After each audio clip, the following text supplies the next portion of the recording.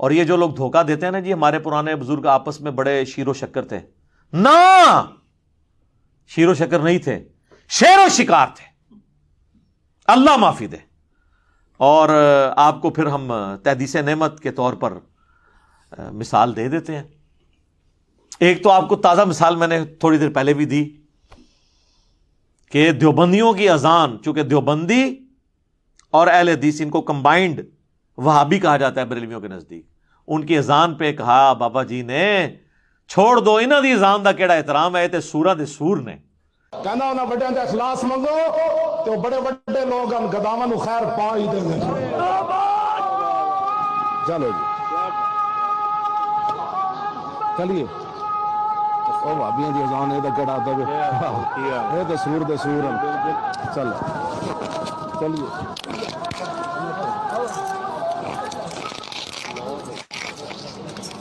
یعنی جس طرح خنزیر بدترین جانور ہے نا، تو خنزیروں میں سب سے بدترین خنزیر جو ہے نا وہ وہابی ہیں، یعنی دیوبندی اور اہل حدیث۔ تو لوگ کہتے ہیں نہیں جی وہ اصل میں جذباتی ہو گئے تھے یا پچھلے لوگ ٹھیک تھے۔ نہیں سر، انہوں نے اپنے بزرگوں کی بالکل صحیح ترجمانی کی ہے۔ یہ میں اب آپ کو بتا دوں، پاکستان میں سب سے پرامن جماعت جسے ڈکلیئر کیا گیا نا کئی سالوں سے، وہ دعوت اسلامی ہے، جس میں 10 سال میں بھی سبز پگڑی باندھتا رہا ہوں۔ یہ تینوں کتابیں دعوت اسلامی نے چھاپی ہوئی ہیں، الیاس قادری صاحب کے سگنیچرز کے ساتھ چھپی ہوئی ہیں۔ نمبر 1 ملفوظات اعلی حضرت، نمبر 2 احکام شریعت، نمبر 3 حسام الحرمین۔ اس میں آپ ذرا لینگویج سنیں۔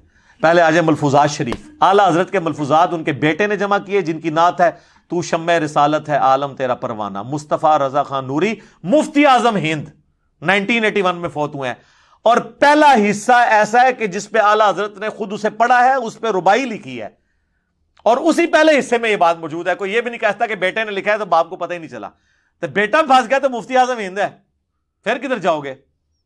بار ربائی لکھی ہے اس پہ ملفوظات اعلی حضرت میں۔ سوال ہوا کہ وہابیوں کی جماعت ہو رہی ہو تو الگ سے نماز پڑھیں یا ان کے پیچھے پڑھیں؟ تو انہوں نے سیدھا جواب دیا، دو ٹوک، کہ وہابیوں کی نہ نماز ہے نہ جماعت ہے۔ ہاں جی، نماز ہی کوئی نہیں انہوں نے تھے، پیچھے پڑھو گے تو کتنے ہوئے گی؟ دوسرا سوال ان سے ہوا کہ وہابیوں کی مسجد میں نماز پڑھ سکتے ہیں؟ اور وہابی اعلی حضرت دیوبند اور اہل حدیث کو کمبائنڈ کہتے ہیں، یہ یاد رکھیے گا۔ تو بڑا سمپل جواب دیا انہوں نے، کہا کفار کی مساجد مثل گھر کے ہیں، سیدھا سیدھا کفر بولا، کفار کی مساجد۔ تو جس طرح بخاری مسلم میں آتا ہے نا کہ پوری زمین میرے لیے سجدہ گاہ ہے، کہیں پہ بھی نماز پڑھی جا سکتی ہے، تو یہ سمجھ لیں جیسے گھر میں نماز پڑھی ویسے ہی جو ہے نا وہ ان کی مساجد پڑھی، یہ کفار کی مساجد ہے، کفار کی مساجد، اندازہ کریں۔ اور تیسرا سوال ہوا کہ وہابیوں کی اذان، تو انہوں نے کہا کہ ان کی اذان بھی نماز اور جماعت کی طرح باطل ہے۔ ویسے تیسرا سوال کرنا بنتا ہی نہیں تھا، جب پہلے 2 سوال بھی فارغ ہو گیا تو اذان میں کی کیا مطلب حیثیت رہ جانی؟ کہا ان کی البتہ جب اللہ کا نام آئے تو جل جلالہ یا عز وجل اور نبی الاسلام کے مبارک نام پر صلی اللہ علیہ وآلہ وسلم آپ کہہ لیں، بس یہ آپ کر لیں، وہ احترام دے دیں، ادروائز کوئی نہیں۔ اور سر یہ تھا جو احکام شریعت میں انہوں نے جتنا اوریاں فتویٰ دیا ہے کھول کے۔ اب وہ پوچھا گیا یہ وہابیوں کا جو ذبیحہ ہے، اگر کوئی وہابی ذبح کر دے تو اس کے بارے میں آپ کا کیا موقف ہے؟ تو انہوں نے کہا وہابی، یا انہوں نے کھول دیا وہابی کی ڈیفینیشن، انہوں نے کہا وہابی یعنی دیوبندی لفظ لکھا، اہل حدیث، رافضی، قادیانی جو کافر ہیں ان کو بھی ان کے ساتھ شمار کیا۔ انہوں نے کہا یہ سب کے سب 1,00,000 دفعہ بھی اللہ کا نام لے تب بھی ذبیحہ حرام اور مردار ہی رہے گا، البتہ یہود و نصارہ کا ذبیحہ حلال ہے۔ جی میرے پہ یہ الزام لگاتے ہیں کہ یہ انجینئر جو ہے نا وہ قادیانیوں کو کافر تو کہتا ہے لیکن یہود و نصارہ سے بدتر نہیں کہتا۔ تو سر انجینئر کو تو چھوڑیں، اعلی حضرت آپ کا کام کر گئے ہیں کہ وہ اہل حدیث اور دیوبند کو یہود و نصارہ سے بدتر کہہ کے گئے ہیں۔ تو تسی پہلے اپنی فکر کرو، قادیانی دی بات کرنا تو جے تسی مندے ہو ٹھیک ہے تو ٹھیک ہے، آؤ میرے کو بھی لکھوا لو پھر کہ میں کہہ دوں گا کہ قادیانی اپنے کفر وچ یہود و نصارہ تو بھی بدتر نے، لیکن پہلے اے منو کہ جو اعلی حضرت نے کہا ہے کہ اہل حدیث اور دیوبندی یہ یہود و نصارہ سے بدتر ہیں، یہ تم لوگ مان لو، مجھ سے بھی اگلے دن آ کے لکھوا لو۔ اور اگر نہیں مانتے پھر کفر لوٹاؤ نا ان کی طرف، نہیں لوٹاؤ گے۔ میری بات کو اتنا توڑ موڑ کے پیش کیا، وہ تو میں نے بتایا تھا کہ یہود و نصارہ کی نسبت ان کو سمجھانا آسان ہے، کم از کم یہ قرآن و حدیث کو مانتے تو ہے نا، اور اس کی ماننا وہ تو آپ بھی نہیں مان رہے۔ حنفی کیا بخاری مسلم کے طریقے کے مطابق نماز پڑھ رہے ہیں؟ تو ہم ان پہ بھی ہم فتوے لگا دیں؟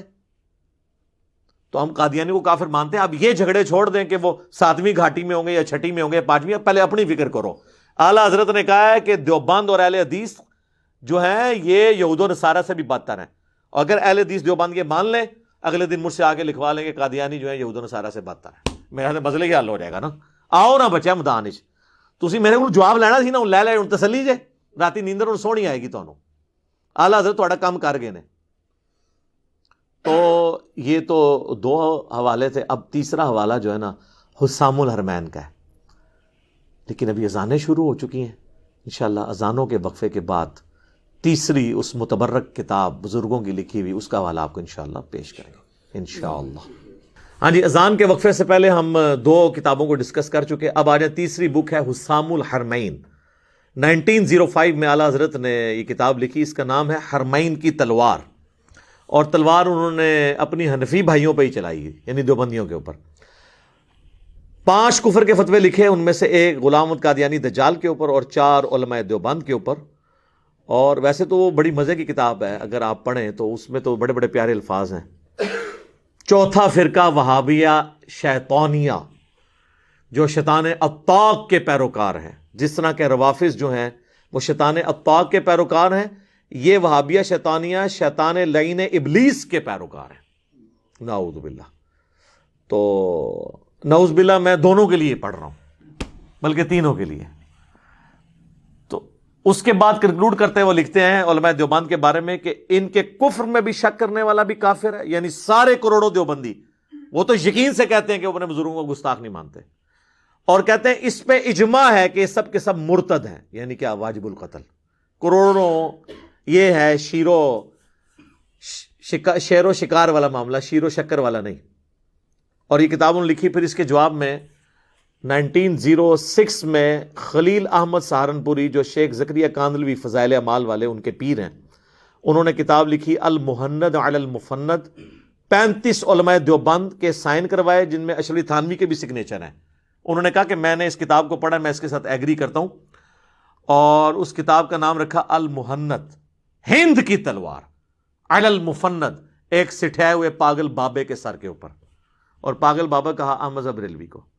اور اس میں انہوں نے لکھا کہ یہ احمد بریلوی، ان کی پوری جماعت ایک شیطانی لشکر ہے جو علماء دیوبند رضی اللہ عنہم، 14ویں صدی کے مولویوں کو رضی اللہ عنہم پر حملہ آور ہوا ہے، جس طرح شیاطین حملہ آور ہوتے تھے انبیاء کے اوپر۔ کیا کیا جناب نسبتیں، زمین و آسمان کی کتابیں انہوں نے ملائی اس کے اندر۔ تو یعنی انہوں نے کروڑوں بریلویوں کے امام کو اور کروڑوں بریلویوں کو شیطانی لشکر، یعنی سب سے مردود ترین روئے ارض پہ کوئی ہو سکتا ہے تو شیطان ہی ہو سکتا ہے نا، یعنی کافر سے بھی اگلی درجے میں ڈال دیا۔ اور صرف ان کو نہیں، آگے چل کے انہوں نے لکھا جو اہل حدیث ہے نا وہابی، کیونکہ اعلیٰ حضرت نے ان پہ الزام لگایا یہ وہابی، ان کا وہابیوں کا ہمارا کیا لینا دینا ہے، وہابی تو خوارج کی ایک جماعت ہے، ہم تو انہیں خارجی مانتے ہیں۔ اور انہوں نے کہا کہ ہمارے بزرگوں نے پہلے ہی لکھ دیا ہے، فتاوی شامی میں ابن عابدین شامی نے، رد المختار بھی کہتے ہیں، در مختار پہ حاشیہ لکھا تھا رد المختار کے نام سے، تو اس میں انہوں نے لکھا کہ یہ خوارج کی ایک جماعت ہے۔ تو ہم تو اس کے قائل ہیں جو ہمارے بزرگ لکھے ہیں، اور وہ بزرگ ایسے ہیں جو کامن ہیں، ان کو بریلوی بھی بزرگ مانتے ہیں۔ اسی لیے جال حق کے اندر بھی یہ عبارت جو ہے نا فتاوی شامی رد المختار کی لکھی ہوئی ہے کہ یہ خوارج کی ایک جماعت ہے۔ آج ویسے چندوں کے چکر میں دیوبند اور اہل حدیث ایک ہوئے ہیں، ادروائز یہ خارجی سمجھتے ہیں اہل حدیث کو، دیوبندی جو ہیں، اور بریلوی تو پہلے ہی ان کو کہتے ہیں یہ خارجی ہیں۔ تو یہ ان لوگوں کا پیار محبت تھا، میں نے آپ کو نمونہ بتایا کہ یہ باتیں تو ہمیں کرتے ہیں لیکن ہم تو بڑے احترام کے ساتھ نام لیتے ہیں، یہ تو ایک دوسرے کو کس کس لیول تک جا کے۔ اور جب اہل حدیث کی اگر آپ نے زبان دیکھنی ہے تو وہ آپ کو ویڈیوز میں نظر آ جائے گی، اور البریلویہ کتاب آپ پڑھ کے دیکھ لیں، جس طرح کی علمی لینگویج انورٹڈ کاماز میں انہوں نے استعمال کی ہے بریلویوں کے بارے میں، تو اہل حدیث کی زبان بھی آپ کو پتہ چل جائے گی۔ تو یہ ساری چیزیں میں نے اس لیے نہیں بیان کی ہیں کہ تاکہ میں اختلاف کو بھڑکاؤں، بلکہ میرا مقصد ان چیزوں کو بتا کے روٹ کاز انالیسس کرنا ہے کہ یہ کام پچھلوں نے ڈالا ہے.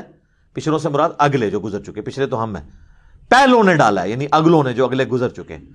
لہٰذا ان کے پیچھے اپنے منہ پہ چپیڑے مار کے اپنا منہ سرخ نہ کریں.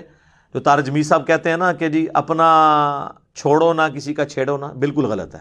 اپنا پہلے چھوڑو کیونکہ اپنوں نے بھی کام ڈالا ہوا ہے, اور دوسروں کو بھی تھوڑا تھوڑا چھیڑ کے دیکھو. سب کے پاس کچھ نہ کچھ حق ہے, اسے کمبائنڈ فارم میں ایک جگہ رکھو. جس کی سچ بات ہے اسے سچ کہو, جس کی غلط بات ہے اسے غلط کہو, تو تب حق بات پتہ چلے گی آپ کو. تو اس کے ذریعے ہم حق کو اجاگر کر رہے ہیں. مقصد اختلاف بھڑکانا نہیں, اختلاف ختم کرنا ہے. تو سر جب آپریشن ہوگا پھر تو آپ کو پتہ ہے کہ چیخیں تو نکلتی ہیں. میرا تو کام میں اکثر کہتا ہوں ڈاکٹر سرجن والا ہے. ہومیوپیتھک دوائی تو میں دے نہیں سکتا, میرے پاس مریض ہی وہ آتا ہے جس کا کٹ لگنے والا ہوتا ہے. آج تک اپینڈکس کی تکلیف کا علاج ہومیوپیتھک دوائی یا ایلوپیتھک سے نہیں ہوتا, سیدھا چیرا لگتا ہے.